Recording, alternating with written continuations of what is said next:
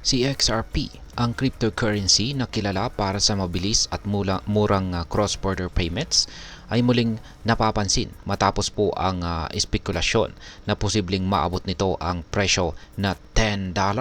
At iyan po ay sa pagsapit ng January 20, 2025 or next year. Yan, at ito po ay kung kailan uupo si Donald Trump bilang presidente or pangulo ng US. Ang dahilan po sa likod ng bullish forecast na ito ay ang crypto-friendly na mga appointees na pinili mismo ni Pangulong Trump para sa mga key financial positions.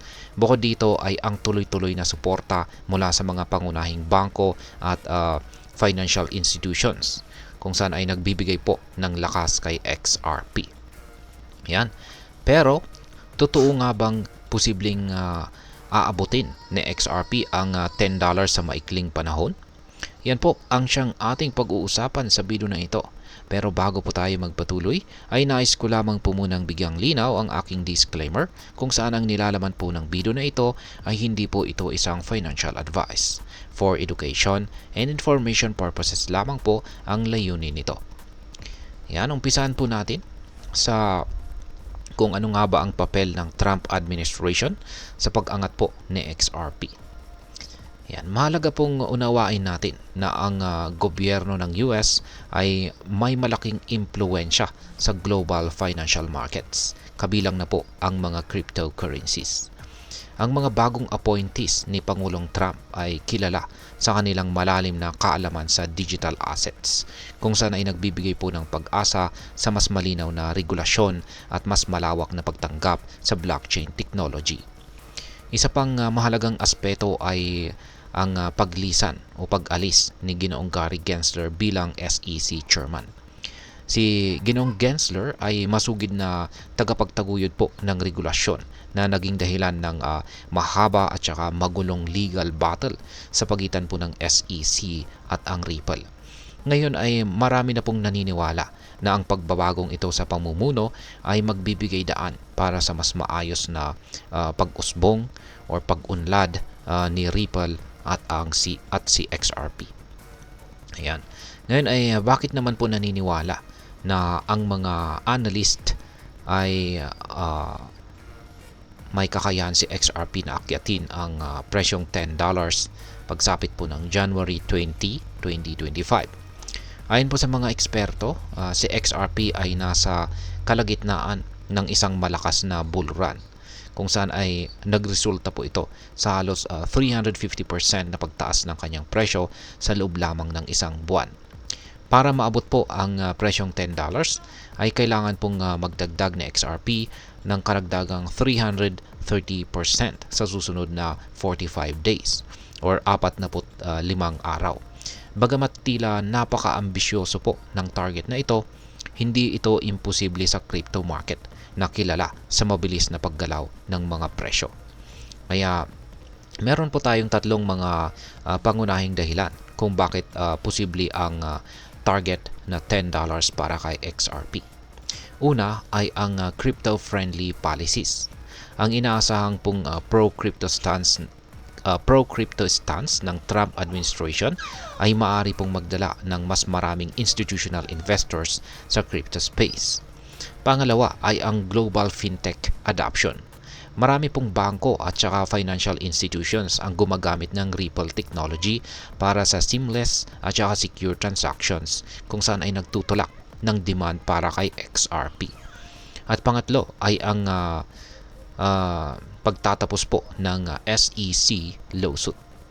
Ang legal battle po sa pagitan ni Ripple at ang SEC ay isa po itong malaking hadlang sa pagtaas ng presyo ni XRP. Kaya sa pagbabago po ng administratibo ay possible po na magpatuloy po ang paglago ni XRP ng walang legal na sagabal. Yan, ngayon ay paano naman po maaapektuhan ang global adoption ni XRP. Ayan. Ang Ripple Foundation ay nangunguna po ito sa fintech revolution na kinabibilangan po ng paggamit ng blockchain technology para gawing mas mabilis at mas mura ang international payments. Marami pong mga bangko, hedge funds at saka institutional investors ang unti-unting nag-i-integrate kay Ripple sa kanilang systems, kung saan ay nagresulta po ito sa mas malawak na liquidity para kay XRP. Kapag mas marami pong bangko ang gumagamit ng RippleNet, natural po natataas ang demand para kay XRP. Ang mataas po na demand ay nagtutulak ng presyo pataas, kung saan ay nagbibigay po ng mas malaking posibilidad para maabot ang $10 na price target. Ngayon ay posible ba talagang maabot ni XRP ang presyong $10 next year?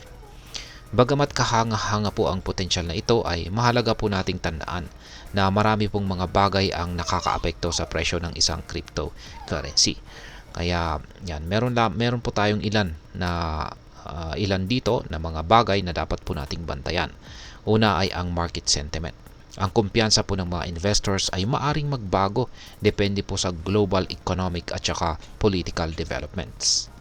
Pangalawa ay ang regulatory clarity. Bagamat inaasahan po natin ang mas pro-crypto na regulasyon, ang anumang hindi inaasahang balita o regulasyon ay maaari pong magdulot ng isang matinding volatility. At ang pangatlo ay ang institutional support. Kung magpapatuloy po ang pagtaas ng adoption kay XRP sa mga institutions, mas malaki po ang posibilidad na maganap ang isang matinding price rally. Ngayon ay ano naman po ang maaring maging epekto nito para sa atin bilang mga Pinoy crypto traders o investors ni XRP? Ang posibilidad na umabot po sa XRP sa $10 ay isang malaking oportunidad para tayo ay kumita. Kaya meron pong ilang mga bagay na dapat nating isaalang-alang dito. Yan, una ay ang short-term profit. Kung tayo ay may hawak na XRP ngayon, maaari po tayo makinabang mula sa posibleng pagtaas ng presyo nito. Mahalaga po ang tamang timing para magbenta sa tamang presyo. Maliban po sa short-term profit ay ang risk management. Habang mataas po ang potensyal na kita, ay mataas din ang panganib o risk sa biglaang pagbaba ng presyo. Kaya siguraduhin meron po tayong stop loss upang maprotektahan ang ating investment. Kung pag nag-i-spot trading naman po tayo, ay syempre dollar cost averaging. Yan, ang isa pang bagay na dapat po nating isaalang-alang dito ay ang pag-aaral po sa market trends. Ang crypto market ay mabilis magbago. Kaya dapat po tayong maging updated sa mga balita, lalo na po sa mga regulasyon at institutional moves na maaring makaapekto sa presyo ng XRP. Ngayon ay ano naman po ang aking masasabi tungkol dito? Sa XRP ay nasa isang promising na position po ngayon, lalo na natapos na ang legal battle nito at may suporta na po ito mula sa mga institutions. Ang $10 po na target ay possible, ngunit hindi po ito garantisado. Mahalaga po ang patience at saka discipline para sa mga investors. Kung ikaw ay isang long-term holder, ang pag-abot po ng XRP sa presyong $10 ay maaari po itong maging malaking milestones. Ngunit kung ikaw ay isang short-term trader, huwag pong kalimutang mag-set ng realistic or makatotohanan na profit targets at i-manage po ang risk. At ayan, sa kabuuan ay ang espekulasyon po na maabot ni XRP ang $10 na presyo sa pag-upo ni Pangulong Trump bilang opisyal na presidente ng US ay nagdudulot po ito ng excitement sa crypto communities. Ang mga pro-crypto policies, global adoption at pagtatapos po ng legal challenges ay naglalagay kay XRP sa isang magandang posisyon. Gayunpaman ay kailangan pa rin nating mag-ingat at maging handa sa anumang pagbabago sa market dynamics. At ayan, hanggang dito na lamang po tayo sa video na ito mga ka-crypto. Sana po ay inyong nagustuhan ang aking paliwanag sa video na ito. Kung inyo po itong nagustuhan, pakiclick lamang po ang like button nito. Marami pong salamat sa panonood, ingat po tayo lagi at God bless po sa ating lahat.